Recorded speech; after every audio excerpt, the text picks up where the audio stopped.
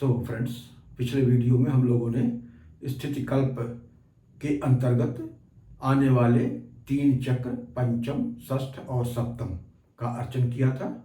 आपको एक बार फिर से याद दिला दें कि ये जो षष्ठम चक्र है, षष्ठ चक्र, ये बड़ा ही महत्वपूर्ण है भौतिक सफलता के लिए, क्योंकि यही वो चक्र है जहाँ पर कि श्री चक्रांतर्गत स्थित शक्तियाँ एक नए तत्व को भौतिक रूप से प्रकाश में लाने हेतु प्रयास करती हैं, और न केवल प्रयास करती हैं बल्कि उसको भौतिक आकार प्रदान करती हैं और इस विश्व में उसकी सत्ता को उजागर करती हैं, प्रकाशित करती हैं, उद्घाटित करती हैं।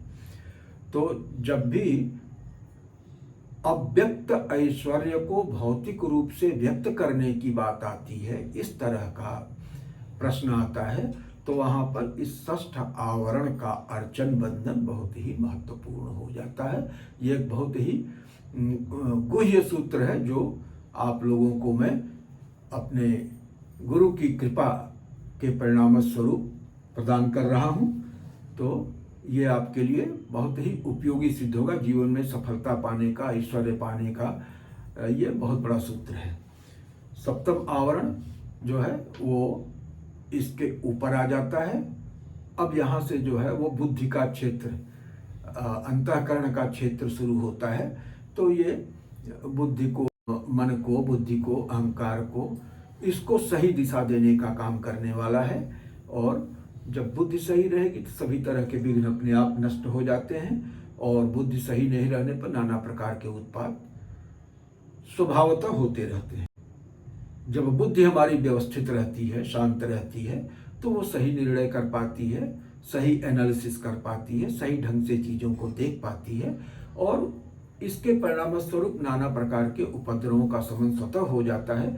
अन्यथा स्थिति में विकल बुद्धि से जब हम कोई चीज़ को देखते हैं तो होगा कुछ, हमें दिखेगा कुछ, हमारी एनालिसिस में कुछ आ जाएगा, तो हम गलत निर्णय ले लेते हैं। परिणाम स्वरूप नाना प्रकार के विघ्न, उपद्रव आदि समुपस्थित होते हैं। तो जो बौद्धिक स्तर के आंतरिक जगत की समस्याओं के समाधान का जो क्रम है वो सप्तम, अष्टम इन आवरणों में चलता है। तो इसलिए जो है ये भी बड़ा महत्वपूर्ण है। तो हम लोग जो है अष्टम आवरण की ओर चलते हैं, और अष्टम आवरण में 8 वाग्देवतांबाओं की हम लोग ध्यान करते हैं, उनका अर्चन करते हैं, उनका आराधन करते हैं। और अष्ट वाग देवता है वाक शक्ति की, वास्तव में ये वाक शक्ति के जो अष्ट वर्ग जिनके बारे में ब्राह्मी आदि शक्तियों पे चर्चा करते हुए मैंने बताया था, तो ये अष्ट वाग देवतांबाएं जो वाक को नियंत्रित करती हैं। और वाक और अर्थ अपृथक हैं, तो वाक को जब ये प्रभावित वो नियंत्रित करती हैं तो वो अर्थ को भी, क्योंकि वाक और अर्थ अविनाभावेन संयुक्त है। इसमें कुछ इस तरह का संबंध है कि एक के बिना दूसरा नहीं रह सकता। जहाँ वाक है वहाँ अर्थ है, जहाँ वर्ण है वहीं पे कला भी है। कला जो है उसका दैशिक प्रसार है ना, स्पेशियल डायमेंशन है। तो अष्टम आवरण जो है हमारे रोगों की शांति के लिए, बुद्धि के विकास के लिए, कुशाग्रता प्राप्त करने के लिए, मेधा शक्ति प्राप्त करने के लिए बड़ा ही उपयोगी है। तो हम अष्टम आवरण का अर्चन शुरू करते हैं। ओम ह्रीं श्रीं अष्टार चक्राय नमः। ओम ह्रीं श्रीं वसनी वाग्देवतांबाय नमः। ओम ह्रीं श्रीं कामेश्वरी वाग्देवतांबाय नमः। ओम ह्रीं श्रीं मोहिनी वाग्देवतांबाय नमः। ओम ह्रीं श्रीं विमला वाग्देवतांबाय नमः। ओम ह्रीं श्रीं अरुणा वाग्देवतांबाय नमः। ओम ह्रीं श्रीं जैनी वाग्देवतांबाय नमः। ओम ह्रीं श्रीं सर्वेश्वरी वाग्देवतांबाय नमः। ओम ह्रीं श्रीं कौलिनी वाग्देवतांबाय नमः। ओम ह्रीं श्रीं अष्टार चक्रेश्वरी त्रिपुरा सिद्धायै नमः। तो ये हो गया अष्टार चक्र। इसमें सिर्फ 8 देवियों की और अष्टार चक्र और अष्टार चक्र की जो चक्रेश्वरी, नवम यानी त्रिकोण चक्र पे आ जाते हैं। त्रिकोण चक्र बड़ा ही रहस्यपूर्ण है, बड़ा महत्वपूर्ण भी है, और इसमें गुरुमंडल की आराधना की जाती है। ये भी बड़ा महत्वपूर्ण है। आगे चर्चा करें क्योंकि वो चर्चा फिर बड़ी विशद हो जाएगी। त्रिकोण चक्र का रहस्य जो है ना वो बड़े बड़े साधकों के लिए भी अभेद्य होता है और अगम्य होता है, तो उस पर हम लोग चर्चा क्या करेंगे, लेकिन फिर भी अगर आवश्यकता होगी तो आगे फिर उस पर चर्चा किया जाएगा। नवम आवरणम। ओम ह्रीं श्रीं त्रिकोण चक्राय नमः। ओम ह्रीं श्रीं ब्रह्म दिव्य गुरुवे नमः। ओम ह्रीं श्रीं ब्रह्म शक्ति दिव्य गुरुवे नमः। ओम ह्रीं श्रीं विष्णु दिव्य गुरुवे नमः। ओम ह्रीं श्रीं विष्णु शक्ति दिव्य गुरुवे नमः। ओम ह्रीं श्रीं रुद्र दिव्य गुरुवे नमः। ओम ह्रीं श्रीं रुद्र शक्ति दिव्य गुरुवे नमः। ओम ह्रीं श्रीं ईश्वर दिव्य गुरुवे नमः। ओम ह्रीं श्रीं ईश्वर शक्ति दिव्य गुरुवे नमः। ओम ह्रीं श्रीं सदाशिव दिव्य गुरुवे नमः। ओम ह्रीं श्रीं सदाशिव शक्ति दिव्य गुरुवे नमः। ओम ह्रीं श्रीं आदिनाथ दिव्य गुरुवे नमः। ओम ह्रीं श्रीं आदिनाथ शक्ति दिव्य गुरुवे नमः। ओम ह्रीं श्रीं सुख सिद्ध गुरुवे नमः। ओम ह्रीं श्रीं व्यास सिद्ध गुरुवे नमः। ओम ह्रीं श्रीं वामदेव सिद्ध गुरुवे नमः। ओम ह्रीं श्रीं रैवतक सिद्ध गुरुवे नमः। ओम ह्रीं श्रीं दत्तात्रेय सिद्ध गुरुवे नमः। ओम ह्रीं श्रीं ऋभुक्षत सिद्ध गुरुवे नमः। ओम ह्रीं श्रीं सनत सुजात सिद्ध गुरुवे नमः। ओम ह्रीं श्रीं सनत कुमार सिद्ध गुरुवे नमः। ओम ह्रीं श्रीं सनातन सिद्ध गुरुवे नमः। ओम ह्रीं श्रीं सनंद सिद्ध गुरुवे नमः। ओम ह्रीं श्रीं सनक सिद्ध गुरुवे नमः। ओम ह्रीं श्रीं विष्णु सुमानव गुरुवे नमः। ओम ह्रीं श्रीं माधव सुमानव गुरुवे नमः।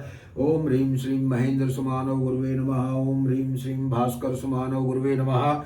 ओम ह्रीं श्रीं महेश सुमानव गुरुवे नमः। ओम ह्रीं श्रीं नृसिंह सुमानव गुरुवे नमः। ओम ह्रीं श्रीं श्री गुरुवे नमः। ओम ह्रीं श्रीं श्री परम गुरुवे नमः। ओम ह्रीं श्रीं परापर गुरुवे नमः। ओम ह्रीं श्रीं परमेष्टि गुरुवे नमः। ओम ह्रीं श्रीं परमाचार्य गुरुवे नमः। ओम ह्रीं श्रीं पूर्व सिद्ध गुरुवे नमः।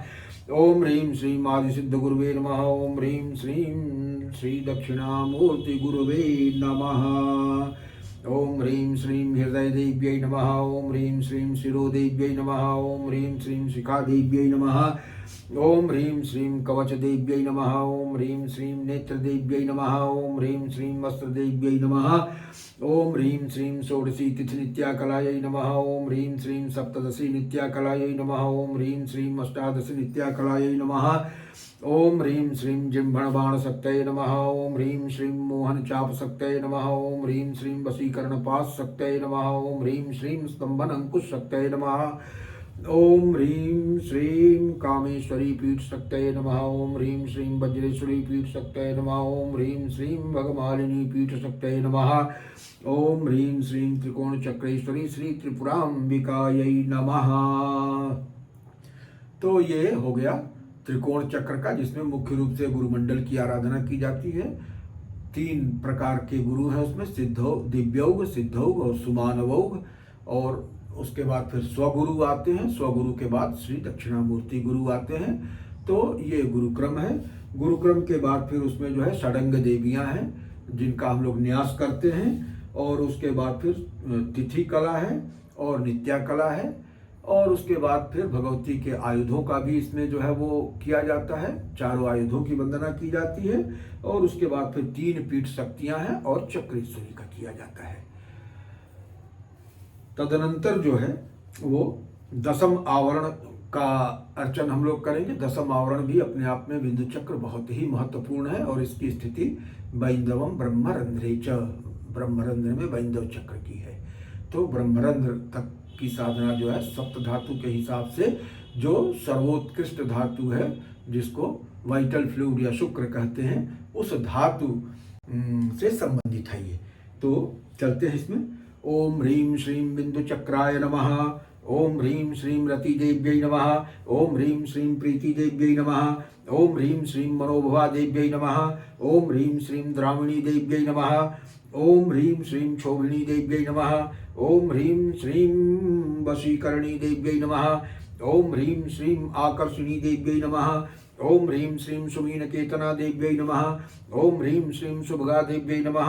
ओम ह्रीं श्रीं भगा देव्यै नमः। ओम ह्रीं श्रीं भगसर्पिणी देव्यै नमः। ओम ह्रीं श्रीं भगमालिनी देव्यै नमः। ओम ह्रीं श्रीं अनंगा देव्यै नमः। ओम ह्रीं श्रीं अनंग मेखला देव्यै नमः।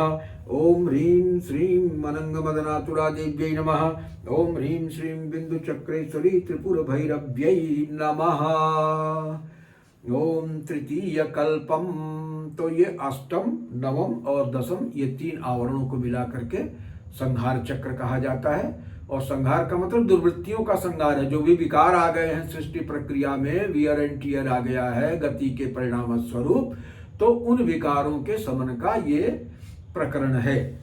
ओ तृतीय कल्पम। ओम ह्रीं श्रीं पश्चिमाम्नायात्मक संहार चक्राय नमः। ओम ह्रीं श्रीं पश्चिमाम्नायात्मक संहार चक्रेश्वर्यै अघोर कुब्जेश्वर्यै नमः। ओम ह्रीं श्रीं संहार सत्ता रूपिणी कामेश्वर्यै नमः। ओम ह्रीं श्रीं संहार कर्तृ कामेश्वराय नमः।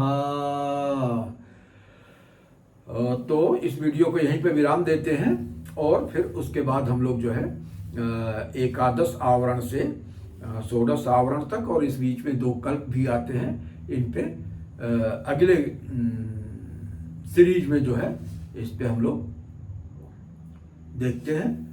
तो आज यही रुकते हैं इन्हीं शब्दों के साथ। ओम पूर्णमदः पूर्णमिदं पूर्णात् पूर्णमुदच्यते पूर्णस्य पूर्णमादाय पूर्णमेवावशिष्यते। ओम शांति शांति शांति।